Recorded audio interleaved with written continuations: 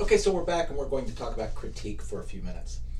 Um, I really liked this article. Critiques are not necessarily about whether we like it or whether we don't like it, but it resonated with me because I see the world in a very similar way that the writer does. I think about leadership.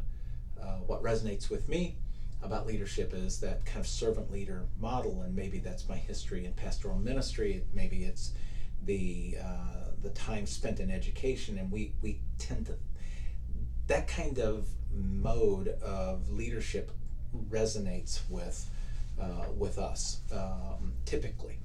Those that are involved in disciplines where it's important to really build consensus and help people. So that's helpful for me. First of all, it just kind of works with who I am. Overall, I think the strengths of the article outweigh its weaknesses. I mentioned a couple in the last lecture, a strength and a weakness.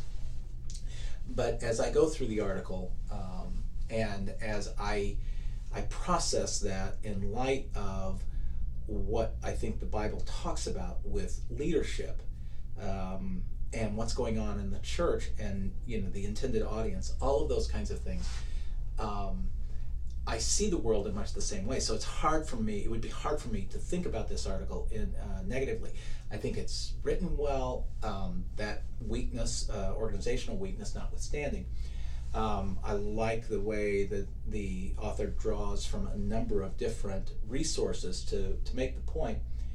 And yet the real point of the article, that real power is demonstrated in service. Paul talked about, and we mentioned this earlier, St. Paul talks about strength being perfected in weakness. That is a theological point about Jesus that is sometimes overlooked, and on that human dimension of Jesus.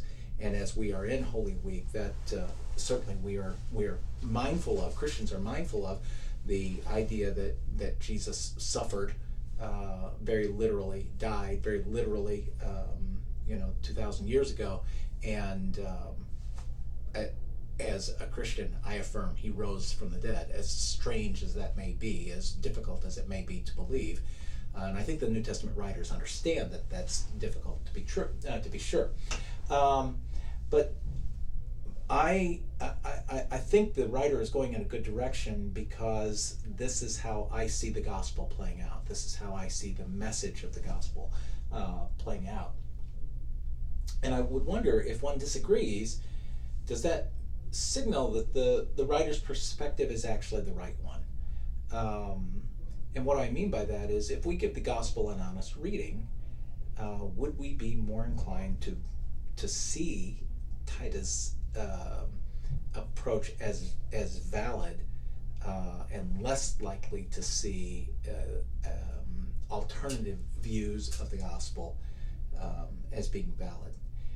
And so as I think about critiquing this article, I think about it in terms of how I view the world. I think about it in terms of how where I think the weight of the biblical evidence is for Jesus, and the way Jesus operated in the world. So from a critique standpoint, those are some things that I would probably I would key in on if I were writing the critique. Now, one thing I do think deserves a brief note of explanation. It's on page 26, which I believe is the fourth page of the article. Under number 2, I am among you as one who serves. Notice that at the beginning of the 4th line, there is, in quotes, messianic secret. So he notes that there's no messianic secret in Luke. That's because in Mark, scholars have talked about the messianic secret. That is, Jesus does some miracle, and then he tells the recipient, hey, don't tell anybody about this. And this has been dubbed the messianic secret, and it's an idea that scholars go back and forth on, and there is considerable literature about the messianic secret. If you Google it, You can probably get, a mountain of documentation to read on both sides. I tend to be not a big messianic secret guy in terms of the way some have thought about that when the term originally came to the fore. But it does bring up a point. If you see something like this in a quote and you think, I don't know what that is, what in the world is that about? I would just encourage you to Google it. Just Google Messianic Secret. Google Sitzenleben. That's a term that you'll see a lot. That's a German term that means situation in life. But if you don't know, you don't know. So Google it. Very often these are terms that are used regularly in theological circles, and you can get a quick and handy definition that may help you as you work through an article. And the same approach as you would take to deciphering anything, even within nursing, right? I'm sure there's terminology that comes up maybe on a daily basis that you have to look up. So don't be afraid, just Google something. If you have a specific question, of course, you can just email me at jragsdale@apu.edu, and we'll come back and talk about the reflection piece in just a moment.